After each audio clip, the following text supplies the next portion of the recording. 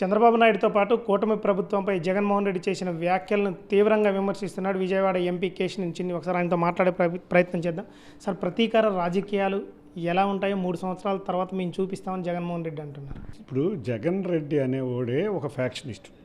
ఈ జగన్ రెడ్డి ఫ్యాక్షనిస్ట్ కాబట్టే ప్రతీకార రాజకీయాలు చేశారు కాబట్టే ప్రజలు దారుణమైన ఓటమిని జగన్కి మూటగట్టారు. జీవితంలో కోలుకోని విధంగా జగన్ రెడ్డి వాళ్ళ ప్రతిపక్ష హోదా కూడా లేకుండా జగన్ రెడ్డి వాళ్ళు కూర్చోవాల్సిన పరిస్థితి వచ్చింది. ఈ ప్రతీకార రాజకీయాల గురించి ఇప్పుడు కూడా ప్రజలందరూ నువ్వు రెపరెప అంటే నీ ప్రతీకార రాజకీయాలు చూస్తుంటే నీ హత్య రాజకీయాలు చూసి వణికిపోతున్నారు.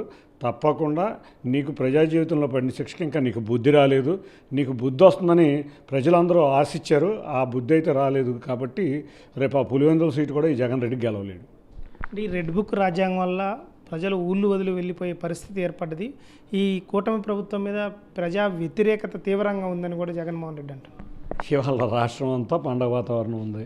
రాష్ట్రంలో సంక్షేమం ప్రతి పేదవాడికి అందుతుంది. ఇవాళ చూస్తే ఎన్నడూ లేని విధంగా ఇప్పుడు రాష్ట్రంలో ఉన్న ప్రజలందరూ కూడా ఈ పండగలు చక్కగా చేసుకుంటున్నారు, పబ్బాలు జాగ్రత్త చేసుకున్నారు, బంధుమిత్రులతో కలిసి ఉంటున్నారు. ఇదివరకు రాష్ట్రం నుంచి అప్పుడు పారిపోదామా, రాష్ట్రంలో ఒక్క పండగ వాతావరణం లేదు. క్రిస్మస్ బ్రహ్మాండంగా చేసుకున్నారు, రంజాన్ చేసుకున్నారు, సంక్రాంతి చేసుకున్నారు. ఎక్కడెక్కడి నుంచో కూడా ఆంధ్రప్రదేశ్కి ప్రజలు తండోపతండాలుగా వస్తుంటే ఈ అబద్ధాల కోరు జగన్ రెడ్డి నోటెంట వచ్చే ప్రతిదీ అబద్ధం. ఇంకొక నాకు తెలిసి ఏమన్నా శాపం ఉందేమో, ఏదన్నా నిజం చెబితే ఏదైనా 1000 ముక్కలు అయిపోద్దని ఏమన్నా శాపం ఉందేమో. కాకపోతే ప్రతినిత్యం అబద్ధాలు చెప్పే ఈ అబద్ధాల జగన్ తప్పకుండా రాష్ట్రం ఇంత సుభిక్షంగా ఇంత ఆనందంగా ఉండి ప్రజలందరూ రాష్ట్రం వైపు ఎదురు చూస్తుంటే ఎక్కడ పరిశ్రమలు వస్తాయో, ఎక్కడ అభివృద్ధి వస్తుందో, ఎక్కడ ప్రజల సంక్షేమం వస్తుందో అని ఈ సైకో జగన్కి ఎప్పుడూ కూడా ప్రజల్ని ఎప్పుడు బాధల్లో ఉంచడం అలవాటు. కాబట్టి ఎక్కడా పరిశ్రమలు రాకుండా ప్రజలు వెళ్ళిపోతున్నారంటే వాళ్ళ ప్రజలు ఆంధ్రప్రదేశ్లో సుఖ సంతోషాలతో అన్ని పండగ వాతావరణం చేసుకుంటుంది. ఈ కూటమి ప్రభుత్వం అధికారంలోకి వచ్చింది. నువ్వు అధికారంలోకి వచ్చినప్పుడు ఎంతోమంది రాష్ట్రాన్ని వెళ్ళిపోయారు. నీ యొక్క ఇదంతా ఇవాళ చదువుతున్నావు, మాకు అర్థమైంది. నీ వల్ల రాష్ట్రం అధోగతే కాకుండా రాష్ట్రంలో ఎన్నో పరిశ్రమలు మూతపడ్డాయి. ఎవరికి తెలియని విషయం.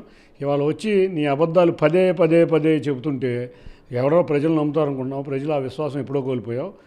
కాబట్టి వాళ్ళ ప్రజలందరూ చాలా ఆనందంగా పండగ వాతావరణంలో అందరూ కూడా బంధుమిత్రుల దగ్గరికి వచ్చి ఆంధ్రప్రదేశ్లో పండగ చేసుకోవాలనే విధంగా ఇవాళ ఆంధ్రప్రదేశ్ రాష్ట్రం ముందుకు వెళ్తుంది. అదేవిధంగా ప్రతిపక్ష హోదా ఇస్తేనే సభకు వస్తానని కూడా అంటున్నారు. ప్రతిపక్ష హోదా కాదు ఇవ్వాల్సింది, మేం కాదు, ప్రజలు ఇవ్వాలి.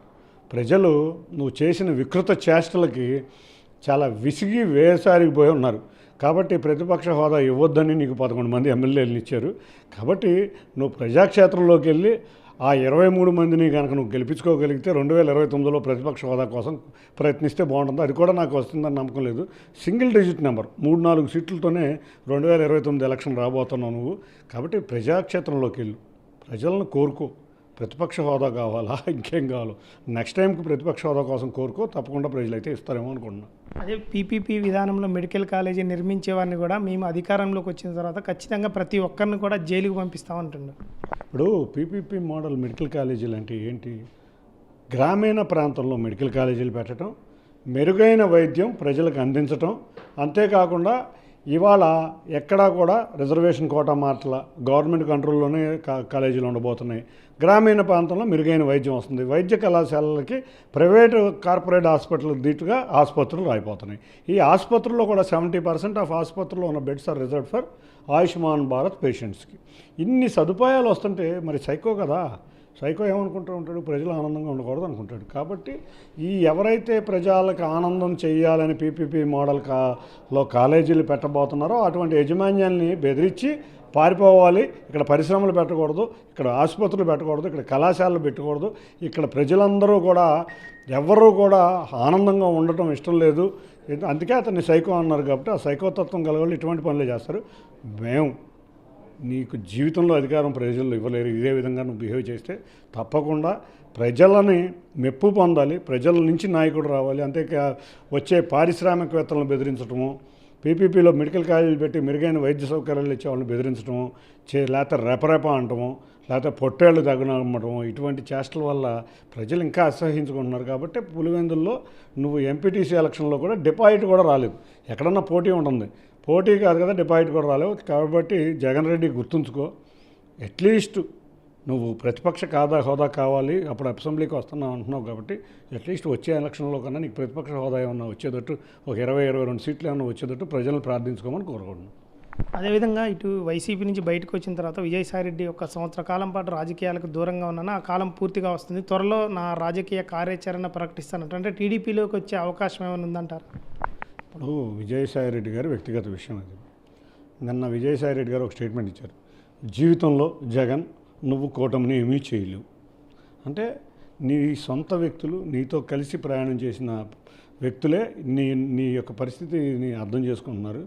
కాబట్టి విజయసాయిరెడ్డి గారు ఈ పార్టీలోకి వెళ్తారు, తెలుగుదేశంలోకి వస్తారని అయితే మేము అనుకోవట్లేదు.